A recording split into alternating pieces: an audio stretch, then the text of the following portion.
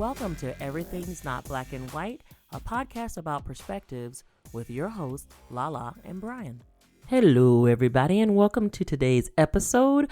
We have a couple of pretty cool cats and kittens, or how do they say it in the not the Lion King? What is it called? Tiger King. That's it, Tiger King. I knew it was one of those. That's interesting for someone who's never watched the Tiger King. I know. You're pulling the see, that's why I'm so good at pop culture. I can seem like I'm very intelligent about it, and I haven't seen not one frame of it. But You are hip beyond hip. I agree with you. Thank you. And I digress. But we have Erika and Theo Jackson here. They are two family friends of ours. Our kids have grown up together, and they are what we are calling today woke and white. So with everything happening with the racial revolution we're experiencing globally, Erika and Theo have really taken it upon themselves to be advocates, allies, and activists to learn more about what is happening with systemic racism and trying to make the world a better place. So please welcome to the ENBW podcast, Erika and Theo. Yay, us. We're excited to have y'all here with us. So thank you for coming along. So Erika, I think I will start with you. So help me understand like what has been your learning journey, not even just now, but kind of as you grew up, and then kind of where you grew up, and then kind of what has been your experience with systemic racism. Sure. I want to start by saying I think I'm awakening Okay. and white. Okay. Woke is something I aspire to claim, but oh my goodness, I have so much to learn. We've got a long way to go. We've missed out on a lot. Absolutely. I'm taking in so much data, and then I need to go back and take it all in. Yes. Time and time again. So I grew up in, central Ohio in a small farm town, Asheville, Ohio. And in my class, there was one black girl.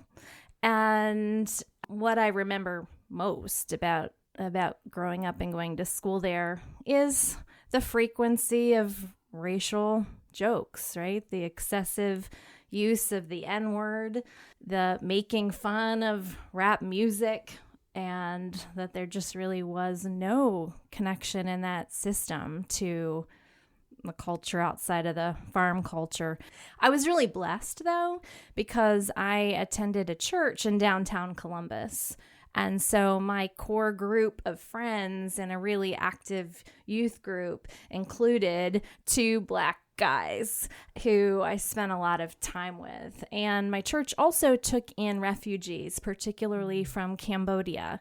And so I had a real appreciation growing up for different cultures and a real curiosity about that, but not in the way I do as an adult where I want to really understand the history. I can certainly say I did not experience as a kid learning about Black culture or African American history in the way that we are being called to now. Yeah, absolutely. So it's definitely been an awakening, I will say, for a lot of people. So I'm excited to have you all come and tell your parts of the story and your awakening. So Theo, tell us a little bit about your journey. Well, I grew up on the east side of Columbus, Scottwood and Barnett Road, going to Scottwood Elementary and Johnson Park Middle School.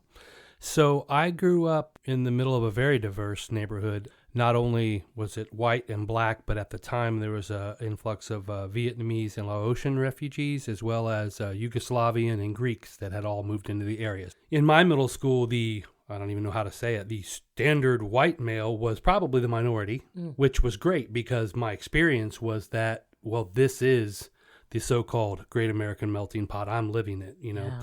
And I would say that my experience in learning about those cultures was excellent when I was with all of my friends from all of those cultures, and difficult, and I experienced probably racism the most, not that this was part of the question, but it just seems relevant, when outsiders or family members from those families would be around and see how well we got along.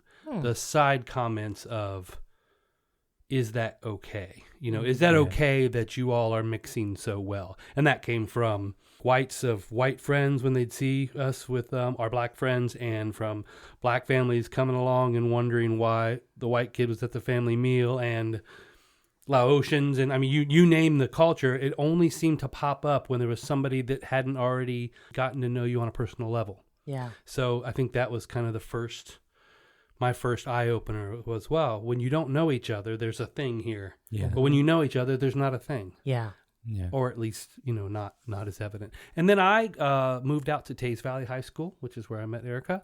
And I was the one that brought the fat shoelaces and rap music out to Teays Valley and could not handle it. My freshman year. I had no friends there directly to defend, but felt like I was defending a childhood with every comment that I heard. A really difficult transition to move from east side of Columbus, melting pot, to hearing all of this ignorance being spout. And I distinctly remember being enraged when my friends who you were just meeting were calling you an N-lover, right? For listening to rap music or dressing in the way that you did. And so I always felt out of place there too. Just my value system did not match what was happening there. In Groveport, which I kind of grew up in a school district between the two school districts you were in, even something like African American studies, they didn't even teach with American studies. If you wanted to learn about African American studies, you had to stay a half hour after school with a teacher to do African American studies. I remember the kids were all making fun of like, well, who's going to take that class? And I remember thinking it's kind of inappropriate to think that way. But my maturity level wasn't there to understand how wrong that is. So I can see, because I'm in the middle road from where you were, where Theo was to where you're at Teays Valley, that transition had to be somewhat challenging, probably intimidating for you, I think, to make that big leap. There were a few fights, let's just say that. Yeah, that's okay. You're fighting for justice. Let's put it that way. Yeah, it was difficult to be able to hold back in that situation, for sure. Yeah. So now thinking through that, because, we're all around the same age, so that was roughly about 30 years ago, right? Because, we're Gen Xers, so we're just going to be real, because, we feel good, we look good, and we feel good for being our age. Hey, we're the only ones in social media aren't screwing anything up. We're the cool generation. Exactly right. Gen X is the cool generation right now. So help me understand, help our listeners understand, from 30 years ago when you were in high school and encountering that, to now, to having, children who have graduated high school, 2 of them and one that's coming up. How do you see things differently that's happening in this space now than it was then, or do you see them differently? I think the experience that our children are having is a lesson for us all, and maybe particularly being blessed that they went to ACPA, where our daughters have gone to school together. We chose ACPA because of the opportunity to be immersed in an even more diverse culture in many ways, not just in terms of color. And so I've been delighted by watching my kids be able to interact with people of many colors and backgrounds and preferences and orientations. I don't know if that existed before, but boy, what a gift that has been, and has shaped my daughter Ren's choices as she was considering where to go to college. She, did not want to go to a small white liberal arts school. She wanted to go to a big school where she could have that same experience. I think then globally, in the United States, until maybe the last election, racism still existed, but people were far more covert about it. Yeah. I don't think it's ever gone away, but it wasn't appropriate to express those biases and prejudices. And sadly now there's some permission to do so in a way that's really scary and devastatingly sad. Yeah. And I can think, as a Black person, it definitely never went away. It was something that I think a lot of us just accepted as this is the norm, and there's really no way around it because we've been quietly kneeling and quietly protesting, and that hadn't worked. So I think one of the questions that someone asked me that I would love to hear your opinion of is, why is now different? Like we've done the I can't breathe. We've done the, driving while black, running while black, walking while black, sleeping while black for a while now. Why do you think this is different now? This movement seems different. I guess I don't know if it's different. I just hope that it's different. This is the second large spark. I'll say the LA riots would be the first one in my lifetime where I felt like there was a spark that some people needed to stand up and pay attention. Yeah. And then, of course, like we said, everything got to we're all okay. Let's, as long as we all close everything down and hide with our own racism and don't talk about it, well, then we're okay. And then with this, it's just kind of it's time moment. And unfortunately, I don't think it'll be the last it's time moment. I think it's unfortunate how they have to come about, but when they come about, we need to wake up. Perfect time for me just to say the struggle I've been having while awakening, I'll say, is that when I'll quote the White Fragility book, or at least say that I've been reading that book, finished that book, but all along I would have been the guy that said I don't have a racist bone in my body. Like, just I could have easily said that until after that book, and now I'm not willing to say that because I know that I'm a part of something that I'm not in 100% control of, but I can control my piece of it and my learning, and just hope to be more open and approachable and learn about how my racism comes out. I think it's time for people to own that so that there can be more conversations going forward. And I hope that there doesn't have to be something so tragic for the next thing. Maybe the next thing will be on a positive note. Yeah.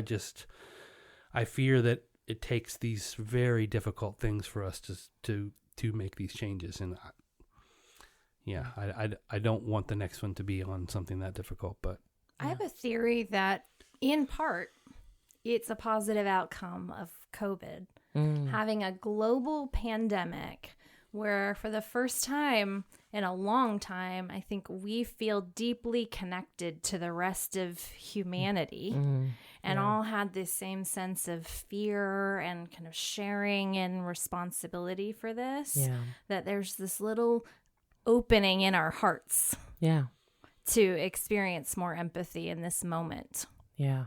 That's a big deal. I think empathy is that's a powerful word, because I think that's where a lot of this movement is coming from. Honestly, as a black person watching it, it's a lot of white allies are saying, this is not acceptable. This is not right. And we're not going to stand for this, and I think our generation had seen it and said, okay, well, we got to deal with it. But now the millennials and then our kids are also Gen Z, and they're like, nope.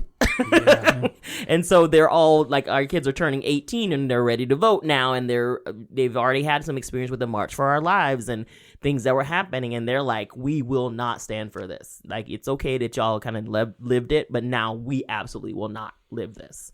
I agree. To give them credit, for those of us with kids at that age, yes, Ren has been a huge driver in getting me to that March for Our Lives march and getting me downtown on that first Saturday to, kneel in front of the tanks. That's right. Thank God for their tenacity and lack of fear. That's exactly right. If I go back to one of Taylor's points about the LA riots in 92, and there's a great documentary on Netflix called LA 92. If you watch that, to kind of, especially for the younger audience out there, we lived through this, so if you haven't watched that documentary to get an idea, because it's going to look eerily similar to what's going on right now. Yeah. And for us, we find it even more difficult because we're watching the same thing happen again. Yeah. And I don't think any of us are going to stand up here and say all cops are bad. No, none of us are going to stand up and say all black people are bad. We all know that. But there has to be some type of reform or situational awareness of knowing that some of these situations just are unwarranted and uncalled for. Yeah. Could have been prevented. Yeah. Absolutely. And, we're acting with racism if we don't stand up and speak out against those who are actively racist, in the same way that I think cops who don't stand up and say this behavior is wrong are wrong. Right. No, absolutely. So I know you all had a kind of a screening of 13th Ava DuVernay's documentary on Netflix. Please watch it if you have not watched that. So tell me the catalyst for you wanting to hold that event at your home, and then what do you feel like you learned or the impact of that event was? Mm-hmm. Can you tell how you set that event up first before you go into exactly all the details of it, so people have an understanding of what we walked into? Yeah, sure. So I had ended up kind of by default organizing some protests in Canal Winchester in the beginning of June. Somebody had kind of named the date and time, but then nobody could figure out who was behind it. And that led to a lot of fear in Canal Winchester, and rumors that pallets of bricks were going to be shipped into the city for a violent protests and so on. And so I just felt a real obligation to step up and calm fears and gather particularly white people to say, we can protest peacefully and we're going to stand up for this. So that was 2 events in Canal, and but I just don't feel like that's enough, right? And that wasn't a way to learn. It was a way to kind of find a community. But once I found a community, which I wasn't even sure if it existed there, I wanted to find some ways to keep them together and keep us growing. So started a book club, and I started some movie nights. The movie nights take place outdoors on our lawn. We just set up a big screen on the porch, and I invited people in the Canal Winchester Facebook forum, as well as people who were my friends. And we had, I don't know, about 25 for the first to watch 13th. And this Friday, actually, we're watching American Son, which is very intense. And also on Netflix, it's a recording of a play. And so then we followed that up with just a big circle, spaced out, socially distant circle for discussion and reactions. And can you say what was unique about that audience? There was one Black person. Is And that what you're going for? Your daughter? I brought that up because I think that is so important, because the conversation needs to take place with white people, because white people, just like you said with the Canal Winchester, people are all worried people are going to bring bricks in. That's just news, and that's people being fearful. The reality is these people are peaceful, and you were able to bring people together, sit around a circle, people of all different mindsets, and just simply have a conversation. And that's why what you did was so valuable. I wish more people around the community would take that calling and do the same thing, because you and Theo both did a great job at that. Gosh, I was honored to have Aji there. I hope, and I think she never felt pressured to be, the representative for the entire race. And that would definitely never be my intention. I agree that it is our responsibility as white people to learn the history. I appreciate when a person of color is then willing to share their relationship to a historic date like Juneteenth, but it's not your responsibility to teach me about the history of Juneteenth. Yeah, 100%. And I think so. Theo, what I would love to hear from you is, coming from the background that you had with being with a lot of different people and even loving music, and you're a musician yourself. I think one of the things that has been interesting and challenging, we've talked about this in a previous podcast, is about appropriation and what does that even mean? What does that entail? What does that look like? Have you ever felt that anything that you did from a musical perspective was ever looked down upon or questioned by your either white people or Black people in general? Yes, actually both. Yes. So I'm a Funketeer. Go P-Funk from way back. Yes. So that comes from the houses that I traveled in as a child, right? Yeah. And what was on the radio in the neighborhoods that WVKO, that was my station. Yes. I don't know if you know that on the east side, but that's where all the soul music came from, right? Yes. And I ordered my K-Tel records off of, my... That's a blast from the past. I love my K-Tel too, right, buddy. my COD, right? And so, Yes. but being a white kid with that musical interest is going to draw lots of attention in both directions, right? So obviously, very few people in my Taze Valley world are going to understand why, as I became a young adult, I moved to that music primarily. Yes. And then there are people that didn't know me at all and know my background, that when they came to see my funk band out in Columbus were like, what's the white dude leading the funk band? Now anybody that's embedded in funk music has no problem with that, because they all agree in the one nation under a groove. Like there's no stronger movement than Sly and the Family Stone and his interracial band. Absolutely. And I mean, there's no greater understanding about everyone being on the one together in oneness than that kind of music. But from an outsider's perspective who didn't grow up with that, or ones that only grew up looking at that, they would not understand why I had the drive to do that. Yeah. Why am I exploiting that style of music? Obviously, we know for decades the stories of white people exploiting black music, right? I mean, Elvis and just whatever. You can go down the road, right? Yeah. The reality is that all comes from a deep appreciation of something that we wish we could do because we adore it so much. Yes. I guess the questioning comes in its authenticity. Yes. And you're never going to know until you know the artist whether that's authentic or not. I didn't let that stop me. Good. And I don't think you should. I think, honestly, music is one of those things that can actually bring people together, and actually change people's even points of view. I know, even growing up in the South where I was, there was only one other black girl that actually we listened to Def Leppard, and we got our butts handed to us all the time, being called white girl, to be honest. When I'm growing up, because we listen to all kind of music. Even if you look at my smartphone and my Amazon playlist, it is everything under the sun, including country music, bluegrass, hip hop, even some folk music. Like, it's all over the place. And I think you can have an appreciation and something that moves you in your soul without it feeling like you're stealing or taking away. And I think when proper credit is given, that makes all the difference in the world when it comes to that. Yeah, I think that's the biggest thing is giving credit where it's due, because too often people just took licks and rhythms and made it their own and didn't give any credit. And even companies as big as Disney was doing that with some of the songs that were in The Lion King. And for them to finally admit that, we kind of took this song without permission is a big step. Giving credit's a big deal, and people need to do that more often. Mm-hmm. One of the things that I really found interesting, because you're talking about your influences, we just got back from the Cleveland Rock and Roll Hall of Fame. When you walk in there, have you been there? Yes. Okay, so you're familiar. So when you walk in there, the first thing you see is the influences of rock and roll. That's the bottom floor, and that's your introduction to what you're about to see. And it just goes to show all the people that made those influence, black and white, early on, and made influence for all those people. And you could see as you go up the tiers how then the next group would influence the next group, and then so on and so on. And it's fascinating how you said that. It is a way to be respectful and honor those that come before you. Yeah. So thinking about where we are in Columbus and everything that's happening, even with the police, with protests, with even a lot of corporations who now feel like diversity, equity, inclusion is something they really need to take seriously.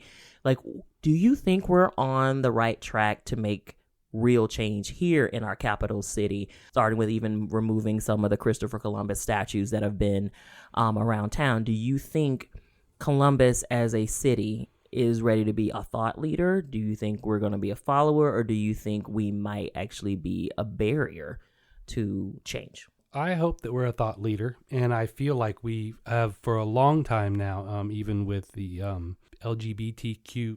Sorry, I mess it up. Sorry, but with that community and being so strong with how we, how we work with that community and allow outsiders to visit that and protest that and still welcome them in during that. Like, I have loved nothing more than all of our pastors being a part of that, and when people protest, welcoming them in. Mm-hmm. Like I'm glad you showed up here to protest. Come in. So that dialogue has been so strong that I feel like, wow, can we piggyback what has happened with that, mm-hmm. and open more doors with that? With this issue, right? Mm-hmm. I mean, it's funny that issue ever superseded this. Like, I mean, they both needed to exist, but it's funny how one got buried and one was mm-hmm. arisen or whatever. Yeah. I don't know. It's funny how that worked out, but hopefully we can say, hey, look, this is the way it's supposed to be, mm-hmm. and we as a community have always said, well, I feel like we have always said or have been saying this is a place where we have dialogue and we allow change. As far as statues and things like that go, I feel, just generally speaking about any monuments, that if there are a group of people that are hurt by a certain monument, then why wouldn't we listen? How is that monument so important that it could be there while people are hurting? Yeah. Right. We're not going to forget history if it's gone.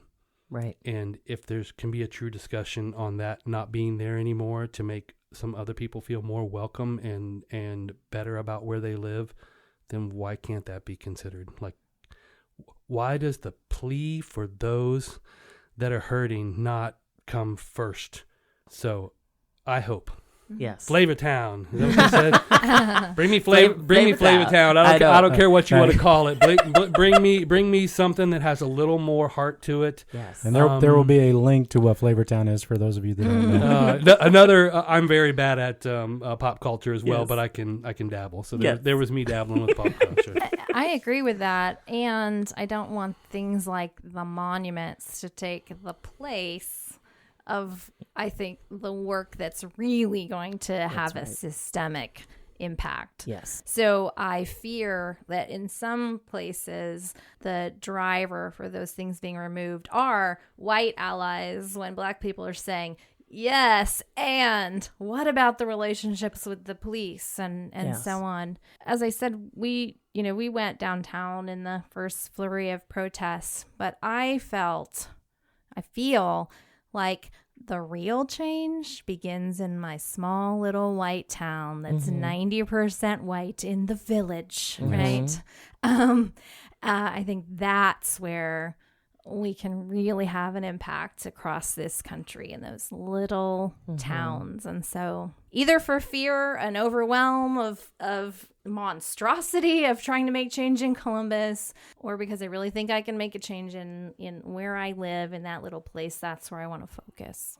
Being wherever you're at is where you should do the work, 100%, And I think, Brian, you've done a lot of research and looking into the history of even some of things in Columbus and even the smaller towns around, Bexley included, and some of the other areas where there were some rules and regulations that were on the books that definitely were not flattering to people of color and Black people. Do you guys know all the terms that I mentioned earlier when I was speaking? Yeah, I had just read about sundown towns and that they still exist. They and still perhaps that was exist. something that you posted, but I was flabbergasted. Do you know what sundown towns are? I don't. So sundown towns are essentially don't be caught here after dark. And they actually had signs like that put up in some counties and some cities for Black people or minorities. It could be anybody who's not basically white. They could hire you in as a low wage person to come in and do work. But when the sun comes down, you better not get your ass caught in their town, basically is what they would say.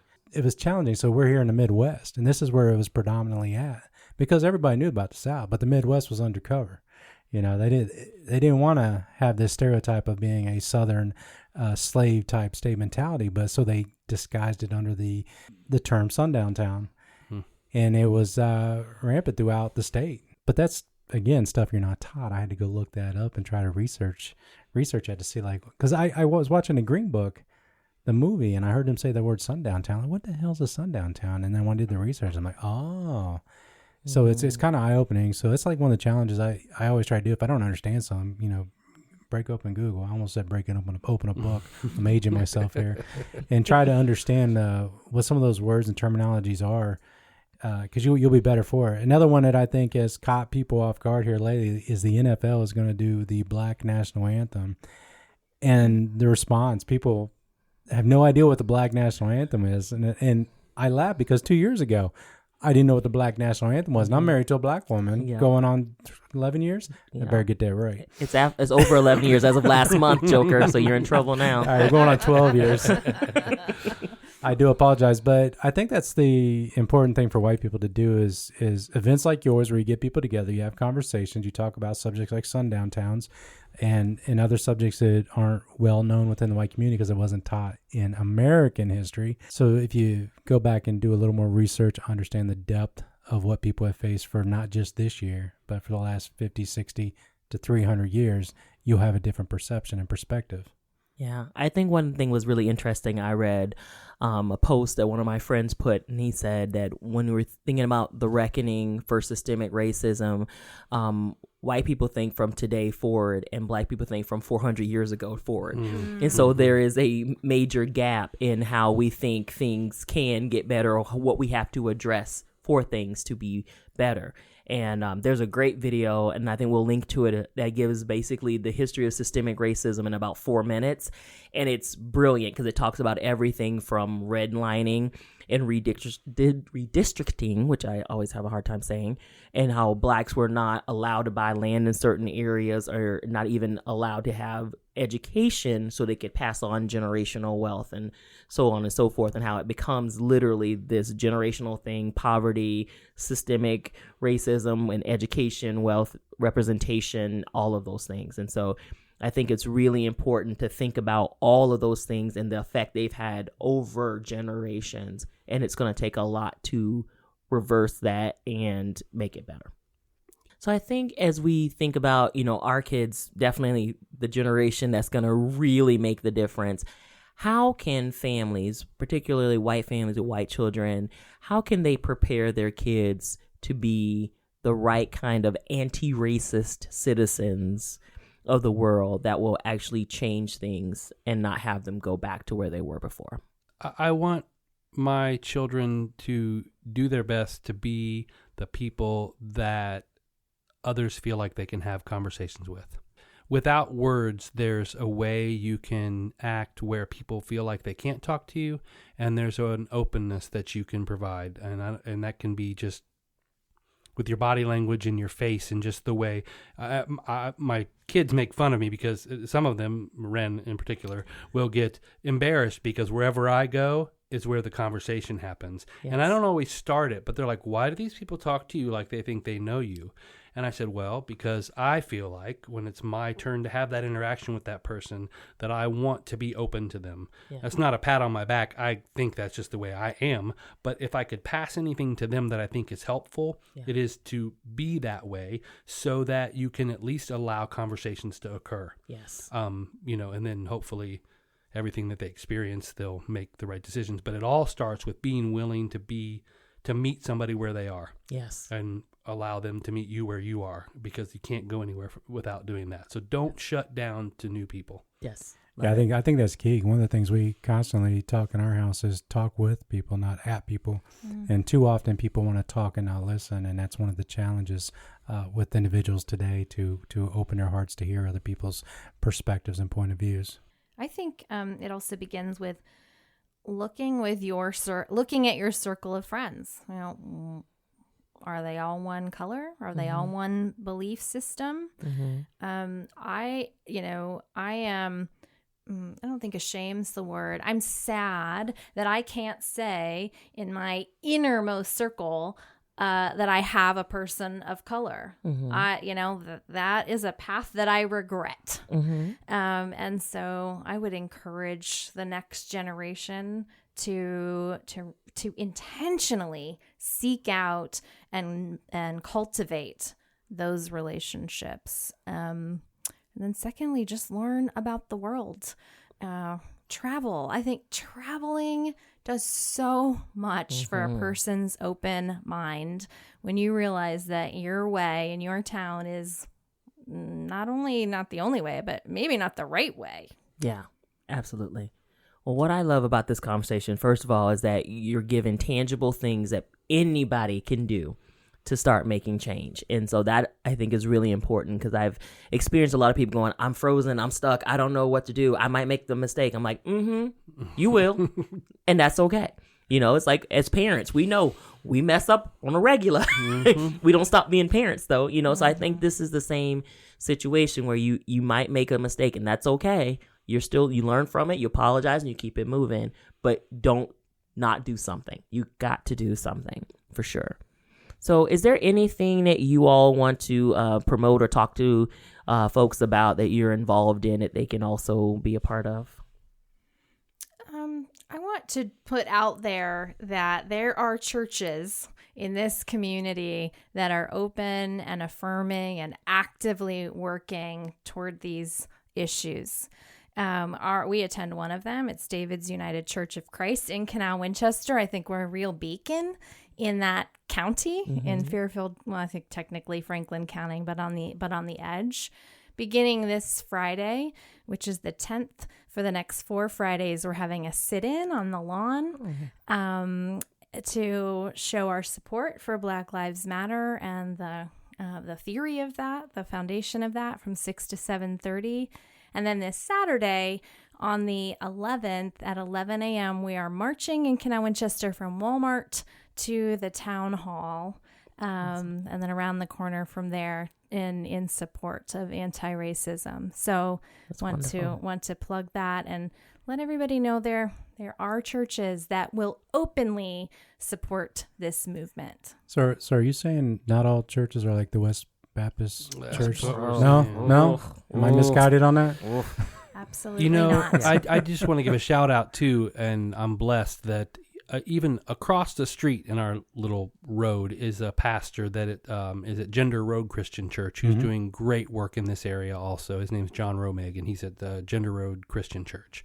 So that's a Disciples of Christ. Yes. A Disciples of Christ church. And he's saying things that I hope are being said in many other churches right now, and I'm afraid aren't.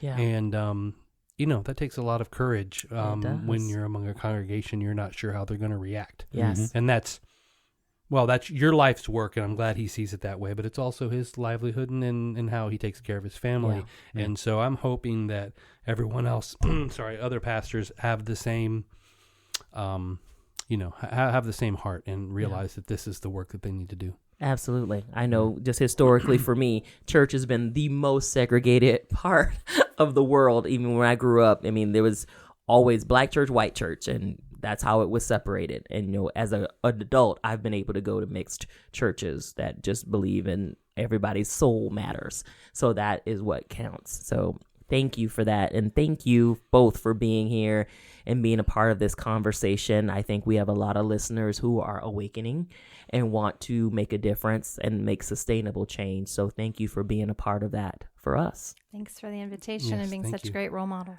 Oh, thank you. We're just thrilled to have you here so we can have this conversation. I invited Theo originally. We only had one mic at the time, and I was like, I got to get a second mic, get you in, because you were so sweet and kind to have us over at your house for the movie premiere of 13th, and you opened your hearts and allowed us to have conversation out there. So we wanted to return the favor, and we're glad that you're here today with us. Thanks for having us. Thank you. And if you all want to get in touch with us, you can reach us on Facebook on Everything's Not Black and White, and also via email at enbwpodcast@gmail.com. All right, now with that, we will end the show, and we thank these two lovely people for being here today, and we will see you next time. All right, take care, everyone. This has been Everything's Not Black and White, a podcast about perspectives with your hosts, Lala and Brian, a production of LBB Edutainment.